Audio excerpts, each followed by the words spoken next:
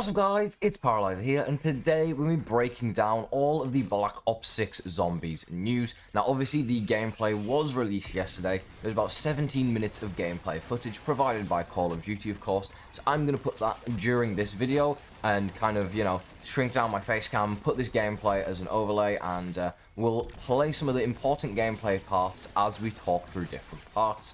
I'm also going to be reading through a thread here on X, or Twitter as it's actually called, by Margwa Network, so huge shout out to them. I'll put a quick screenshot on the screen of their profile if you guys want to check them out. They made a big thread of everything called Black Ops 6 Zombies, so we're going to be covering that here today, every single bit of information that has currently been released. Starting off with the loadouts inside of the game. Now you can choose your primary weapon that you load in with here. Not a huge fan of this personally. I would have preferred if you started with 1911, but I kind of get it. If you're going for a camo grind, you want to choose what weapon you spawn in with, so you can focus on upgrading and leveling up that weapon and getting the camo on that specific weapon, rather than doing it by spinning the box or going for wall guns, which is how it was done in Black Ops 4. But I'm going to be honest, I kind of prefer having to get the gun first. I don't like just spawning in with guns, but that's the option they've gone with. It's the same as Cold War. You also get to choose your field upgrade, obviously. We'll talk about those very soon.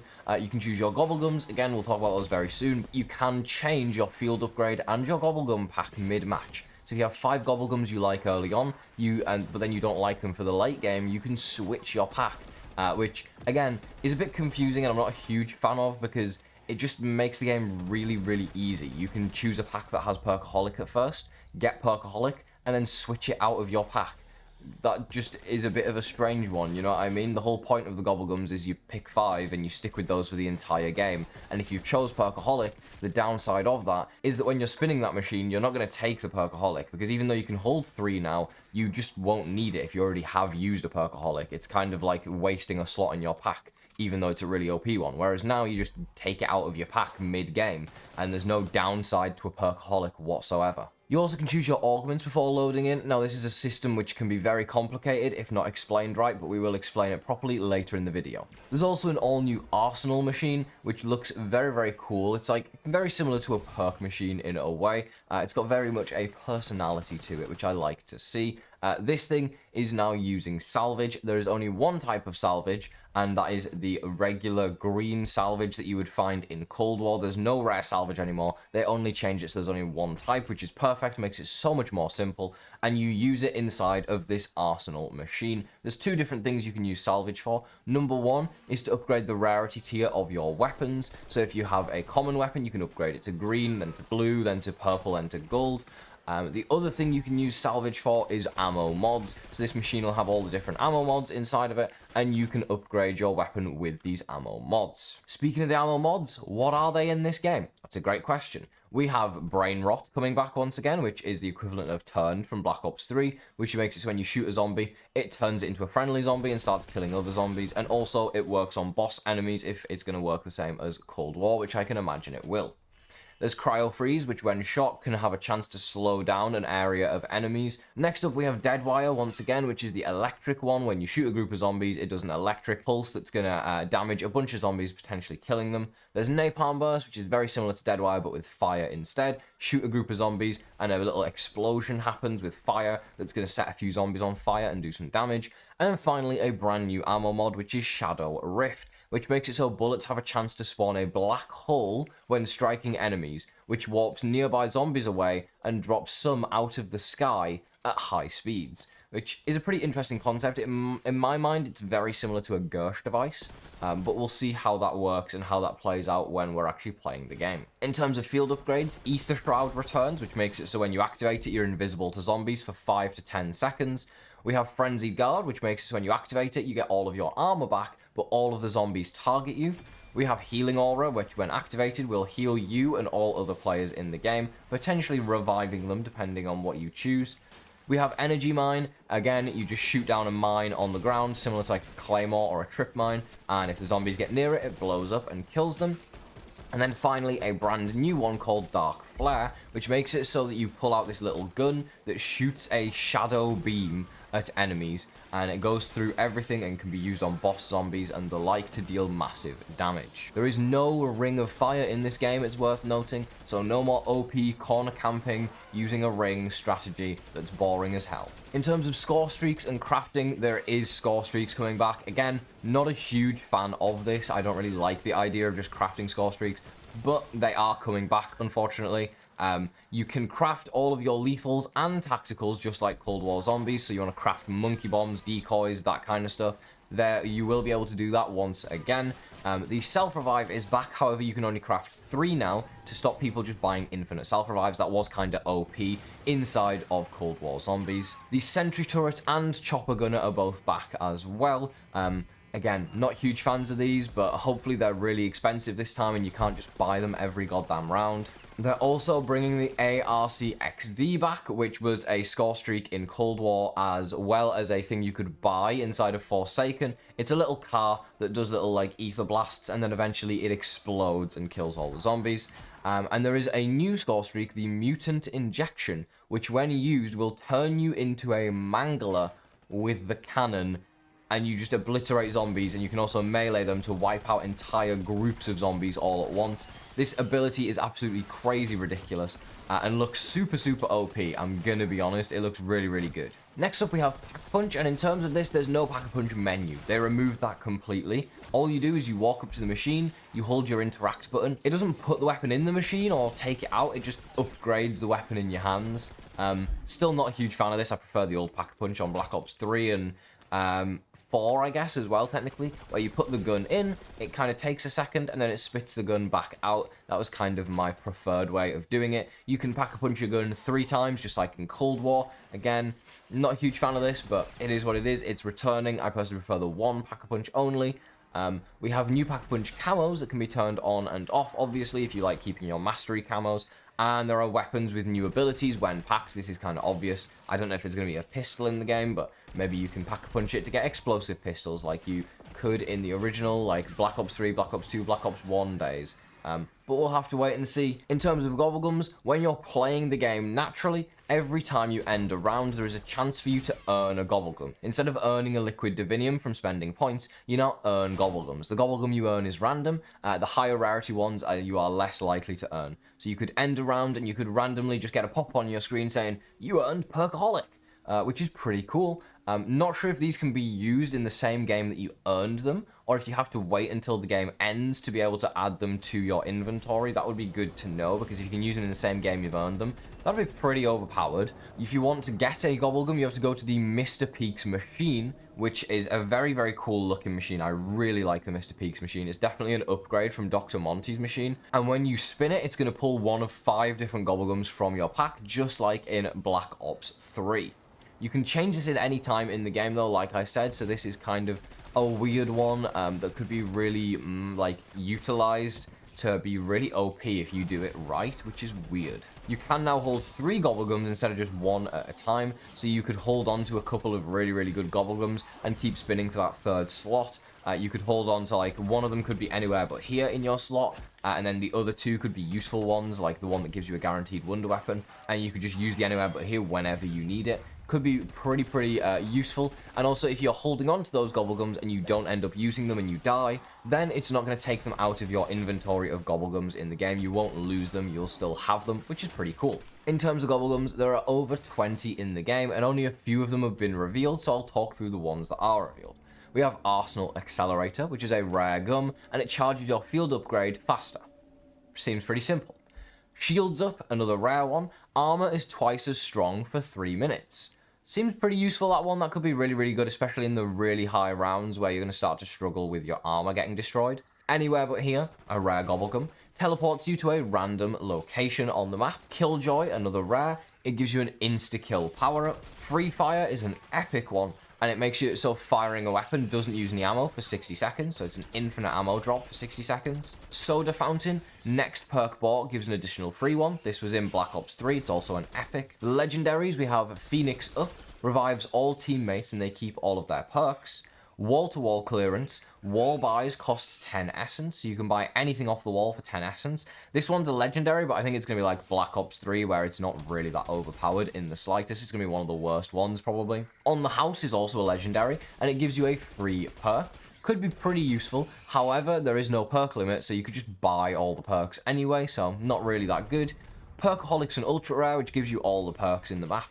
And Wonder Bar is also an Ultra Rare that your next mystery box hit will give you a wonder weapon. There's one whimsical in the game as well, which is Newtonian Negation, which makes it so killing zombies makes them fall upwards for 3 minutes. We have Respin Cycle, Unknown Rarity, which makes it so if you get something in the box that you don't like, you can respin it and you're guaranteed to get a weapon that's a higher rarity. This could definitely be manipulated. If you spin the box and you get a gold weapon and you don't like it, you could use Respin Cycle to guarantee a wonder weapon on the next spin. If my logic is correct, because it guarantees a higher rarity than gold, that would be the wonder weapon guaranteed. Temporal Gift is returning, which increases your power-up timer by 2 times. Doesn't say how long this one lasts, though. We have Wall Power, which makes it so your next wall buy is Pack-a-Punched. We have Stock Option, which means you only shoot ammo from the reserve. And we have Profit Sharing, which means all points earned have a certain percentage that will contribute to other players' point totals. Again, we don't know how big this percentage is, but I'm sure we'll find out. And we don't know the rarities of those last few gums, but again, we will figure it out as the game goes on. In terms of perks, Juggernog returns, giving you an extra 100 health. Quick Revive returns, which reduces health regen delay time by 50%, reduces the time it takes to revive an ally by 50% as well. Speed Cola will increase your reload and armor replating speed by 30%. That's right, the armor plates, you don't buy them. You put them in like you do in Warzone. It's like putting them in the vest. Don't know how this system's going to work out, whether it's going to be any good or not, but we're going to have to see. I'm not a huge fan of putting the plates back in, but if you can carry a few extra plates with you, then maybe it's a good idea. I'm not too sure. Stamina Up will increase your movement speed.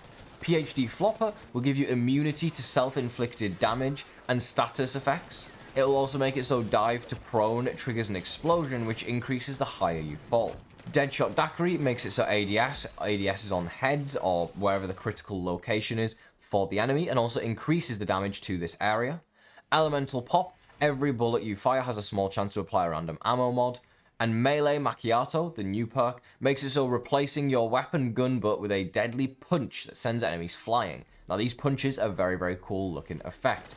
Now I will say it's interesting, there's only 8 perks here, which means there's no Tombstone Soda, that's been removed.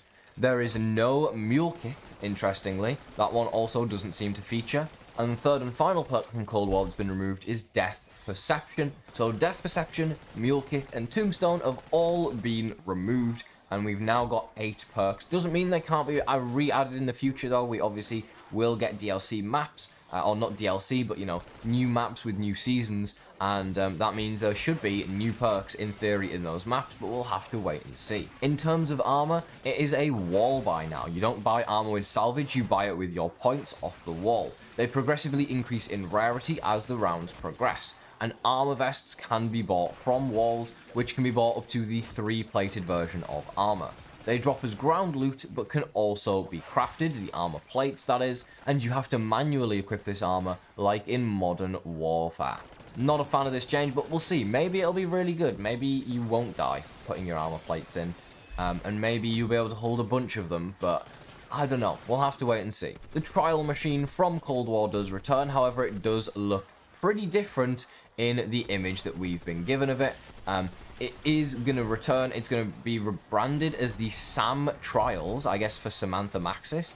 And you spend essence to do trials that give rewards, just like in Cold War. Hopefully you can get stuff like the Wonder Weapon from this again, because I did really like the trial system inside of Cold War Zombies. Next, we have the augments feature. These were a little complicated, but essentially they allow you to upgrade your field upgrades, perks, and ammo mods. There are 6 augments for each item, 3 minors and 3 majors, and you unlock them via the research paths out of game in the menus. You can only use 2 per game, so each perk, field upgrade, and ammo mod, you can put 2 modifiers on, 1 minor, 1 major. the major makes huge differences. So the major on PhD, for example, will turn it from PhD slider into PhD flopper. That is one of the 3 major changes. You can only pick one of these though. So Jug, for example, could have, let's say, randomly, obviously we don't know, add an extra armor plate to carry, add extra 50 health, add health regeneration. Probably won't be that, but let's say those are the 3 things that are major. You can only pick one of those, and then you go into a game with one. You can't change it mid-game, and you can't pick multiple at a time. So it's kind of a different way of playing. It allows people to play different styles, but there's obviously always going to be a meta, and people are always going to choose certain ones. But maybe I'll be proven wrong with that, and maybe there'll be different opinions on ones which are the best. We'll have to wait and see. Melee Macchiato has a minor augment that makes it so melee kills reload a portion of your gun. It also has a major augment that makes it so melee attacks heal 25 health. Those seem both pretty useful. Shadow Rift has a minor augment that makes it so dropped targets fall on other zombies. That's when they drop out the sky from the ammo mod here. It also has a major one that makes it so zombies dropped from portals explode. This would obviously kill a bunch more zombies when they drop out the sky. Again, pretty useful. In terms of augments, that's all we know right now. I'm sure more will be revealed in the future. In terms of special enemies, we have vermin, which are these weak little spider guys that come out of the zombies when you kill them sometimes. They are disgusting, vile, and very ugly and creepy. I love it. I absolutely love it. They are just an amalgamation of flesh, and they just look vile, and it just makes them so cool. If you don't kill these spiders, they'll turn into parasites, very, very similar to the Black Ops 3 parasites. They're like these flying enemies that shoot like yellow stuff at you. They look very similar, but they're a little bit different as well. They're not the exact same. The Manglers do indeed return. They have the big cannon as usual, and when you kill them, they do actually drop their cannon, which you can then pick up and use to kill zombies temporarily. I think it'll have a set amount of shots in it before it runs out, but it's a pretty cool thing that you kill this boss enemy and you can get a temporary, essentially, power-up to kill the zombies. There's then also the amalgams, or amalgamations. They are the tentacle enemy guys that have, like, they're just an amalgamation of crap, basically. And they have this, like, mouth on their front. They'll try and pull you in and eat you, but they have weak spots that you can shoot on them. So they're going to be very, very similar to Thrashers, in my opinion, from Zetsubo no Shima, except they're made of flesh instead of, like, grass and weeds. And instead of chasing after you, they have, like, an attack to pull you in and drag you in to try and eat you. Which is very scary. There's some very, very cool boss enemies, which I really like seeing in these teasers. In terms of progression, there's 4 zombies mastery camos. I don't know how there's 4. I don't know how that works, but apparently there's 4. There are reticle challenges as well. They're bringing those back from the Black Ops 3 days, I believe. Maybe even Black Ops 2, honestly. The calling card challenges and 100% completion rewards will be there. There are daily challenges on launch, and there's also Dark Ops challenges. So there is so much to complete. You can bet I will be going for Dark Ether, no question in my mind. I'll be going for the maxed out camo, every attachment on every gun, and I'll be very, very much doing that. It is worth noting as well, I didn't mention this, but in terms of attachments, you can unlock these and put these on your gun. It doesn't work like Cold War. It works like Black Ops 3. So if you get a gun off the wall and you have all your attachments set up in the loadouts in the lobby, like in the weapon kits, as soon as you buy that gun, it's going to have all your attachments that you want to have on it, which is perfect. You can customize the hood. You can't fully customize it though. There are only some presets that you can pick from different zombies games in the past. Me personally, I'll probably be going for the Black Ops 3 preset, but you know, maybe I'll have to test a few of them out and see. You can also turn off like health bars and stuff, because who wants to see the zombie health bars? Not this guy.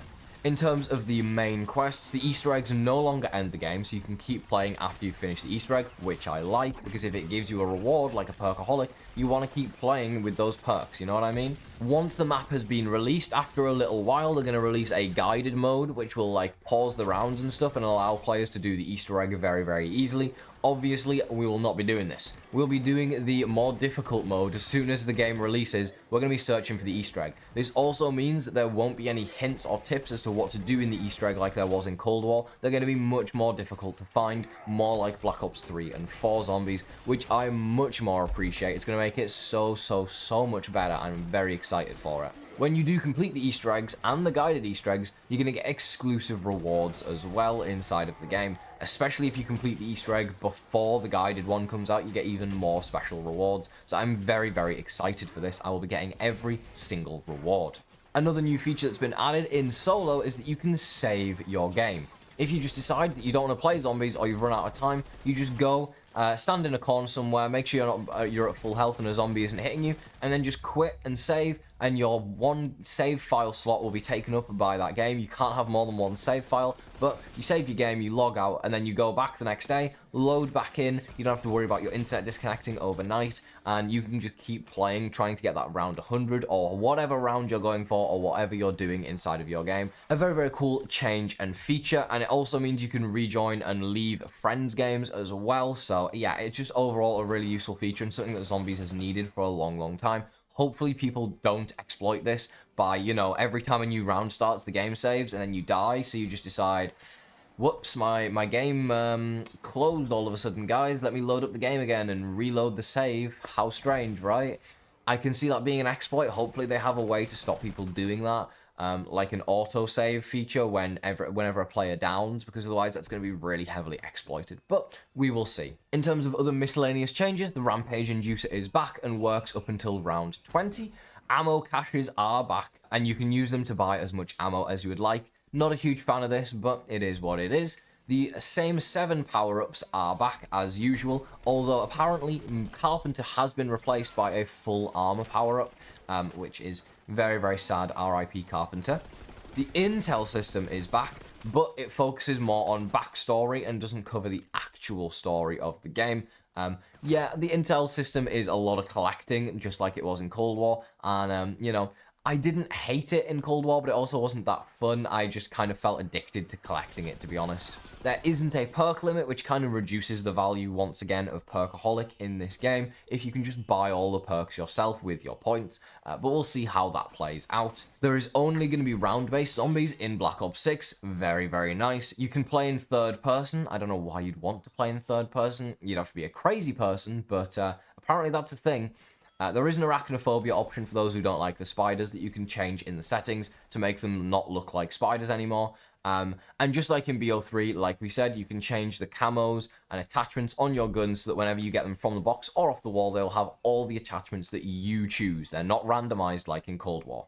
In terms of maps, the main map here that we have is Terminus, which apparently has the most Easter eggs and side quests of any round-based map ever created, and it is also the largest ever round-based map ever created as well.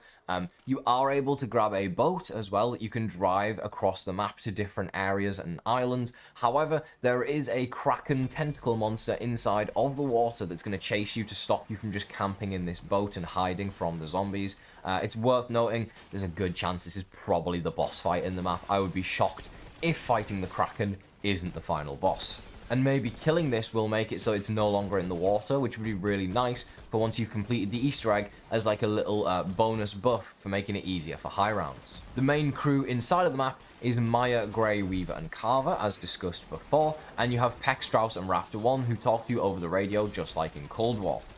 It does have dig sites on this map as well, similar to the Origins dig sites that you dig using shovels. I don't know if there's a shovel in this map, but there is 100% dig sites that you can see in the gameplay. In terms of the wonder weapon, we have the Beam Smasher, a very weird looking wonder weapon, which this is on Terminus specifically, when you shoot it, it fires a laser beam. The secondary shot, which is like the ADS, makes it so that it stuns the zombies, but doesn't actually do any damage to them. So this is kind of similar to the Ray Gun Mark III's left gun shot, where it slows down the enemies but doesn't actually damage them.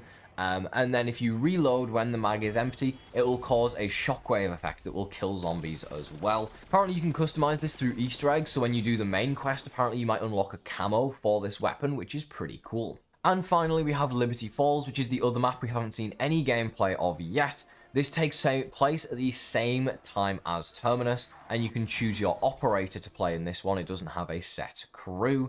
It is described as a simple map, so this is going to be a more simple, easy to play map.